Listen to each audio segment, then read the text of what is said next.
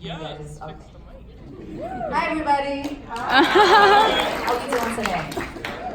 Good? So I was a little nervous speaking in front of you all today. And my sister, Allie, reminded me, Erin, you love to run your mouth, you'll be fine. And so that's exactly what I'm gonna do.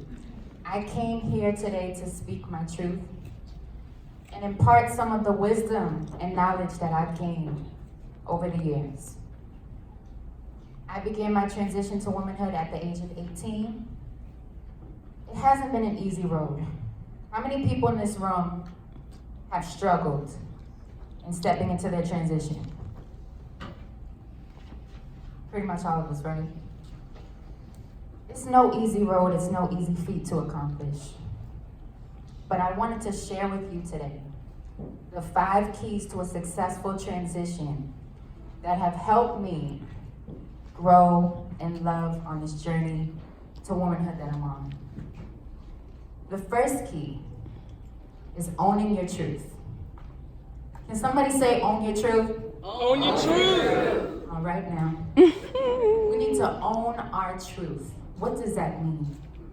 That means loving all of the parts of ourselves, even the broken parts, even the older versions of ourselves before we stepped into our transition. Because those parts make us who we are. We can't neglect that.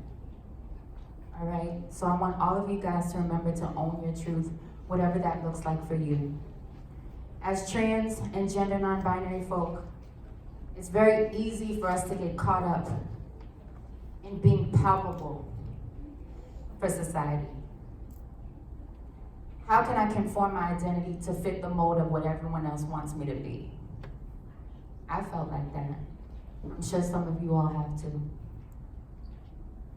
It's important to own your truth and not feel overcome by that pressure, because it's extremely debilitating. Okay?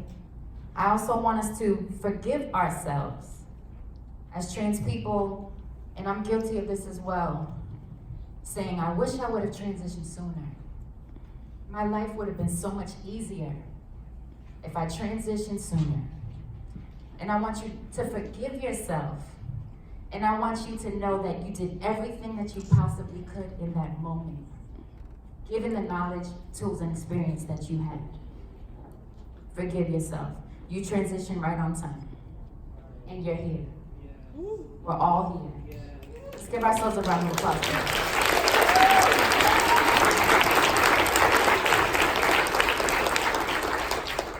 The second key is being comfortable surpasses being passable.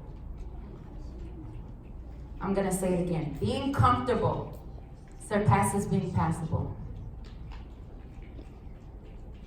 Again, it's very easy to get caught up in how can I make myself feel like myself, and how can I get other people to feel that way too. And so we dress ourselves up. We do things that don't really align with who we are as people, with who we are as individuals. And it's easy to lose sight of ourselves. It's happened to me. So I want you to take a step back and remember who you are. And don't worry about fitting in for anybody else. Okay? Because being comfortable surpasses being passable. You are uniquely and beautifully created to be the person that you are today. You are not a mistake. I promise you, you're not a mistake. The third key, control your space. Control your space. How many people have been made to feel uncomfortable about their identities? How many people have been questioned, dissected, poked, prodded, forced to give an answer about who they are without feeling comfortable? Look around the room. I want to remind you that we don't have to surround ourselves with those kinds of people. We really don't. I want you guys to focus on surrounding yourself with affirming individuals, not just accepting individuals, because sometimes there's a certain degree of tolerance that comes with acceptance. Oh, you can come to Thanksgiving, you can come to Christmas. Yeah, I'll be in the same class as you, I accept you. I can work with you. But is that really what affirmation looks like? No, right? Affirmation is being loved fully, completely, wholly for who you are. And I want you guys to surround yourself with affirming individuals. And if you ever find yourself pleading your case and desperately asking people to accept you, walk away. Walk away. And by the looks of it, all of us are already 10 steps ahead of the game, because look at all the people and love and affirming support in this room. Give yourselves a round of applause for sharing this space today.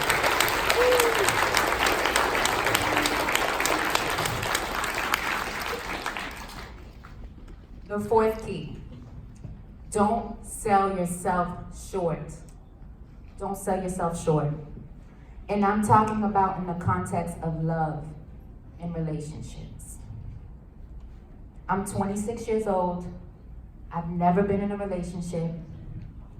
I've never been on a real date. I've never had somebody romantically say they love me. And for a long time, I felt like I was the problem.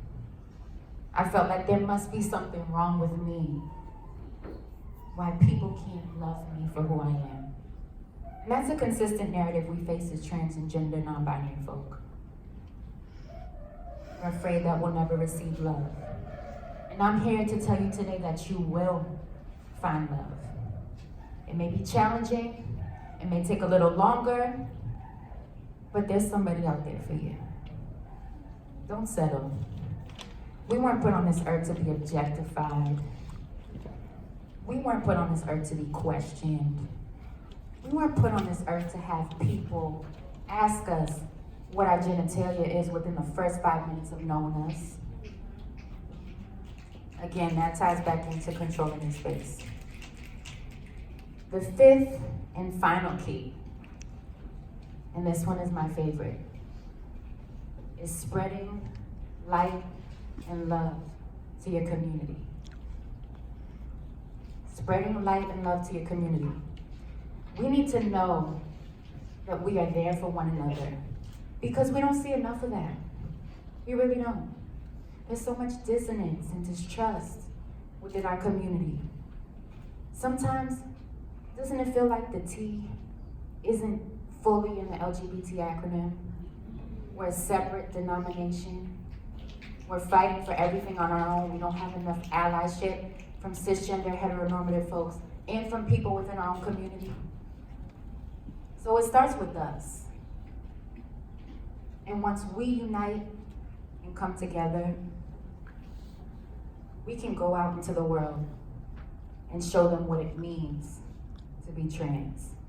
We can go out into the world and show them the beauty, the resilience of our identities. Don't be afraid. Let somebody know who's trans, gender non-binary, intersex, that they are loved and that they have your support. I want to thank you guys so much for sharing this space with me today. This is one of my dreams, to take the stage and inspire the youth to want to own their truth. Now, I've given you 5 keys that have helped the success of my transition, but I want you to come up with your own keys. Okay? I'm challenging you to come up with your own keys to a successful transition. I've given you some. You can copy mine, but I want you guys to be original. Come up with keys that suit your transition, that allow you to live your most fluid, your most colorful, your most vibrant life. Okay? 5 keys. And I promise you that they will unlock boundless opportunities of the love and growth that we can experience in this lifetime. Thank you so much.